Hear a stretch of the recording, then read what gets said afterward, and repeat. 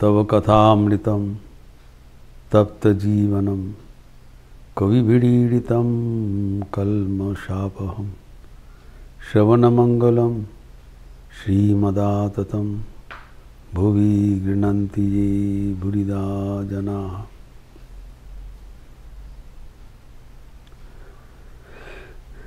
नंद बसु के भवन से प्रस्थान करते समय दिनांक 28 जुलाई श्री श्री ठाकुर एक मंतव्य किए थे,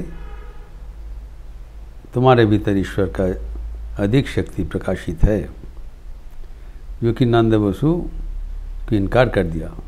ऐसे नहीं होता है, सबके भीतर शक्ति समान। इसका चर्चा हम कर चुके हैं।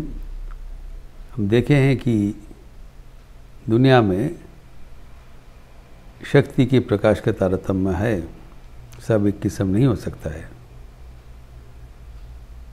वैचित्र ही सृष्टि का रहस्य है। Variety is the spice of life. अगर वैचित्र नहीं रहेगा तो जीवन का कोई मज़ा ही नहीं आएगा। सब कुछ समान एक साथ कैसे होता है। अभी ये वैचित्र का कारण क्या है, इसमें मतभेद है। तो नंदबसु का जो कहना है, अगर ईश्वर तो सब ईश्वर के संतान है, और ईश्वर तो पक्षपात दुष्ट नहीं हो सकता है, किसी को ज़्यादा करेगा किसी को कम करेगा। जननी की आंखों में सब संतान समान है, वो सबका समान अधिकार देते हैं, सबको समान प्यार करते हैं। अगर किसी को ज़्यादा दे दिया किसी को कम दे दिया, ये तो उनका बायस्ड हो गया। तो अभी जो ये शक्ति का तारतम्य कैसे होता है, इसके एक चर्चा भगवद गीता में है 6ठ अध्याय में, क्योंकि यहाँ पर अर्जुन ने श्री कृष्ण को एक प्रश्न पूछा। चैप्टर 6 वर्स 36, कश्चित् नो उभय विभ्रष्ट छिन्न भ्रमिम नश्यति अप्रतिष्ठ महाबाहो विमूढ़ो ब्राह्मण पथि।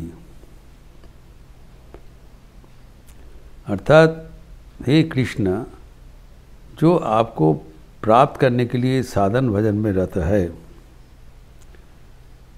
जो सब कुछ छोड़ के आपको भजन साधन कर रहे हैं, इसमें तो कोई गारंटी नहीं है जिसको लक्ष्य प्राप्त होगी।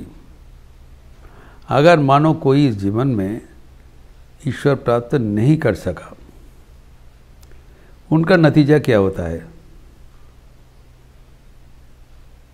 वो तो इतो नष्ट तदो भ्रष्ट हुआ। वो संसार का सब कुछ छोड़ दिया, छोड़ के आपको प्राप्त करने के लिए व्रती हो गए, तो सब कुछ दम लगा के संसार छोड़ के गया, संसार तो छोड़ हो गया, और आपको भी प्राप्त नहीं कर सका, तो दोनों ओर से उसका नुकसान हो गया। तो इसी उदाहरण देकर अर्जुन जानने चाहते हैं। देखो, जो आसमान में जो मेघ का जो सम्मिलन होता है, पुंजीभूत मेघ इकट्ठा होकर बादल का संचार होता है। जब इकट्ठा हो जाते हैं तब धीरे धीरे वो कंडेंस होकर उसमें जो जलकणा है वो बारिश होकर नीचे गिरता है। तो जब पुंजीभूत मेघ होता है वो बादल का पूर्वाभास। लेकिन कभी कभी देखा जाता है कि सब समय बादल नहीं होता है। जो पूंजीकृत जो मेघ एक साथ इकट्ठा हुआ, फिर कुछ समय बाद जैसे तेज़ी से हवा चला और इधर उधर वो मेघ चले गए। मेघ इधर उधर चले गए मतलब विनष्ट हो गए, खत्म हो गया, उसका अस्तित्व नहीं रहा। तो वैसे तो ये जोगीगण के नहीं है, जो आपको भजन साधन करने के लिए आगे बढ़ा और कृतकार्य नहीं हुआ, फेल्योर हो गया, तो वो शायद वेदर दे गेट लॉस्ट, वो कुछ हुआ नहीं, बस फिर पुनः चालू करो परवर्ती जन्म में, ऐसे होता है क्या? क्या होता है पूछा है। तो ये मेघ का जैसे होता है ना, न कुछ उनका है। ये अर्जुन ने साफ साफ पूछा था। तो भगवान ने उत्तर दिया, देखो इसका मेघ का जैसे विनाश नहीं होगा। पार्थ नैवेह नामुत्र विनाशस्तस्य गच्छति न हि कल्याणकृत कश्चित् दुर्गतिम तद गच्छति। जो इसको यह और अमुत्र अर्थात यह लोक में एवं परलोक में इनका कोई विनाश नहीं है। इनका जो संचित साधन राशि है वो तो इफेक्टिव होगा, इनको स्टोर में है, जमा है। और जो कल्याणकारी है अर्थात भगवान को प्राप्त करने के लिए जो व्रती है उनका कभी दुर्गति नहीं होगा, क्योंकि वो ईश्वर प्राप्त करने के लिए व्रती है, सबको कल्याण करने के लिए व्रती। वो ईश्वर प्राप्त होने से सबको कल्याण होगी। जब ये सबके कल्याणकारी व्यक्ति है उनको दुर्गति कैसे होना संभव है? ऐसे नहीं है। तो तब उनका क्या होता है? जिसे नहीं भी है नामूत्र बोला कि ये लोक में अथवा परलोक में कोई विनाश नहीं है। तो कहते हैं कि जो ऐसे करके भगवान को भजन करते हुए अगर कृतकार्य नहीं हुआ, प्राप्य पुण्य कृतान लोकान उषिता शाश्वती स्वाहा शुचि नाम श्रीमतम गेहि जोगो भ्रष्ट विजायते। इनका जब देहांत होगा क्या होगा? जो परलोक में जो उनका जो प्राप्य है, सुकृति है, वो पूरा दोष मिलेगा। जो पुण्यकृत व्यक्ति का जो लोक प्राप्ति का नियम है वो प्राप्त करके शाश्वती स्वाहा बहुत साल वो उसमें आनंद में रहेंगे। एवं जब उनका पुण्य सब खत्म हो जाएगा तब क्या होगा? शुचि नाम श्रीमताम गेहि जोग भ्रष्ट है। योग प्राप्त करते समय उसका भ्रष्ट हो गया, योग प्राप्ति नहीं हुआ, इज एन अनसक्सेसफुल योगी। तो क्या होगा? शुचि नाम श्रीमतन गेहि, जो अच्छा परिवार है, जो धार्मिक परिवार है, एवं जहाँ पर कोई अभाव नहीं है, श्रीमाता ऐश्वर्य युक्त, he doesn't have to suffer, he is to be born with a silver spoon, आपने सुकृति अनुसार। ये जो उनका अलग एक जन्म हो रहा है, इसके रिस्पॉन्सिबल कौन है? भगवान नहीं, ये अपना कर्म। मीमांसकगण ये कर्मवाद मानते हैं। उन लोग कहते हैं ये कर्म अनुसार जीव का गति होगी। तो ये क्या होगा? तो शुचि नाम श्रीमतन गेहि, जो एक बहुत अच्छा परिवार में इसका जन्म होगा। तो एक तो यही है। दूसरा, अथवा योगी नाम एव कुले भवति धीमताम,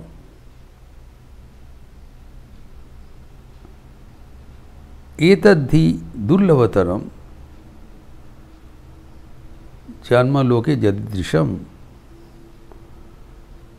या कोई शुचि नाम श्रीमतन गेहि उसका जन्म हो जाए, अथवा जोगी नाम एवं कुले भवति धीमताम, कोई जोगीगण का कुल में इनका जन्म हो जाए। जोगीगण का कुल में जन्म होने से जो जोगीगण का जो साधन परंपरा है उस फैमिली में, उस कुल में, सब उसको उत्तराधिकारी सूत्र मिल जाता है।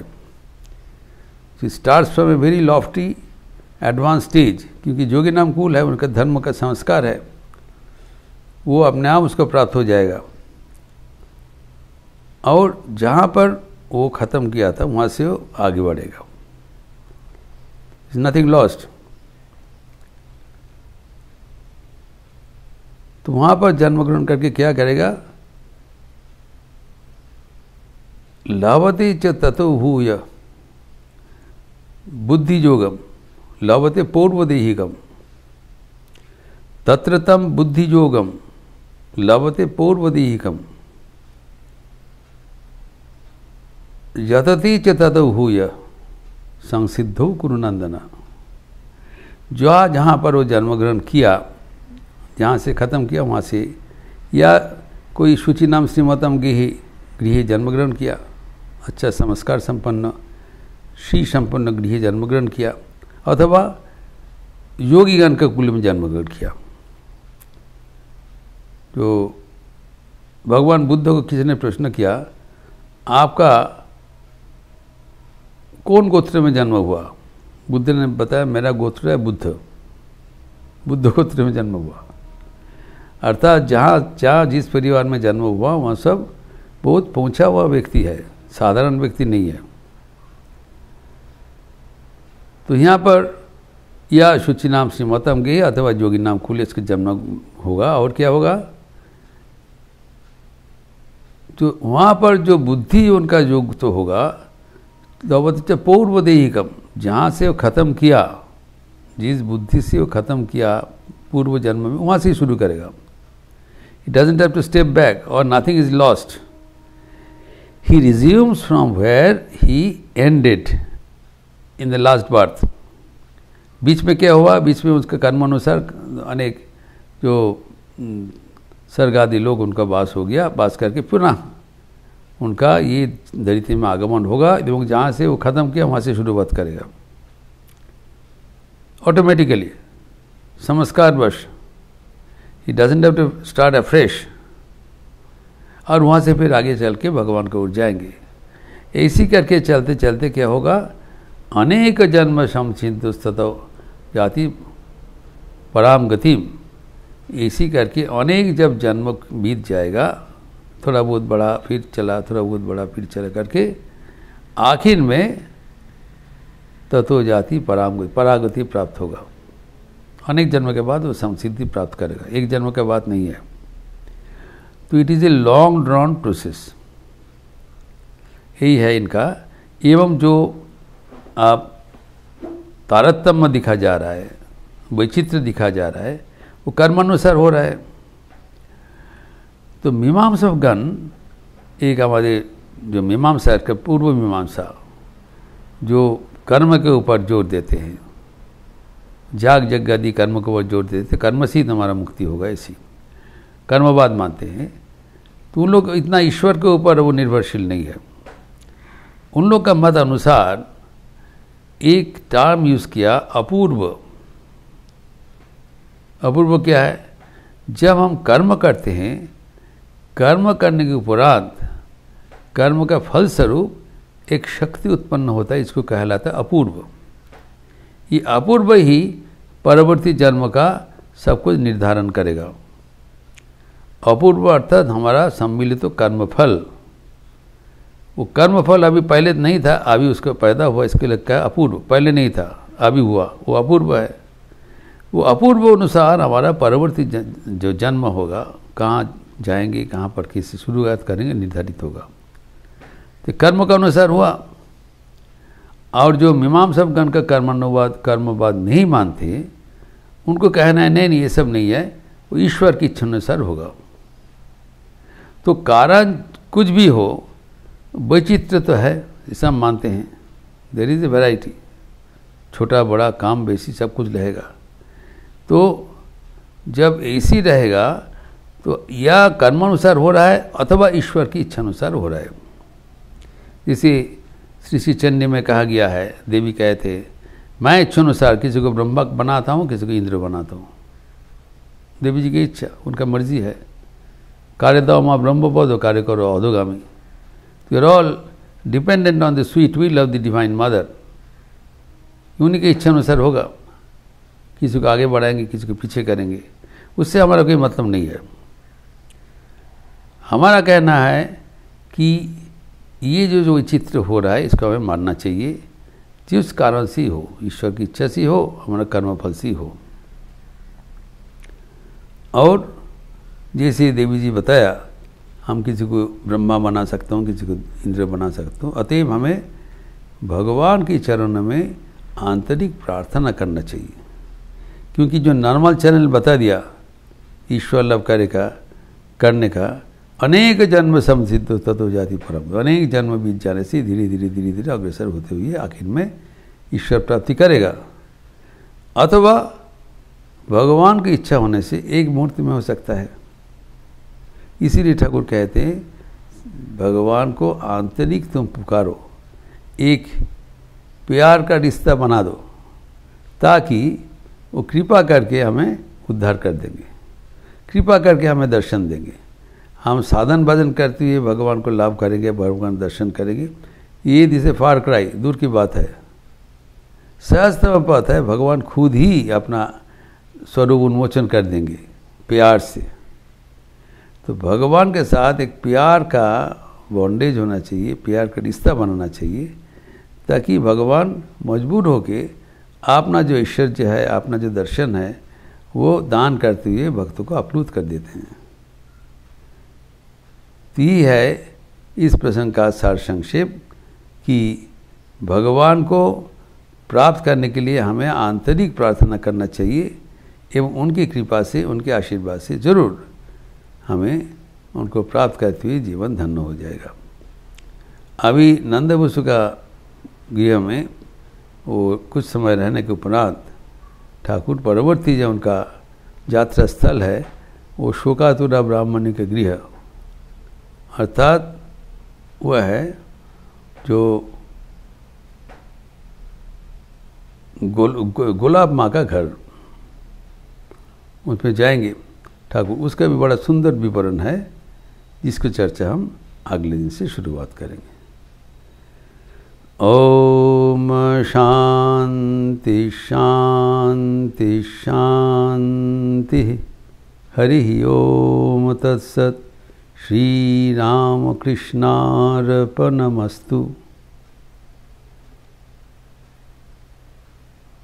अच्छा रहिए, स्वस्थ रहिए, आनंद में रहिए। नमस्कार।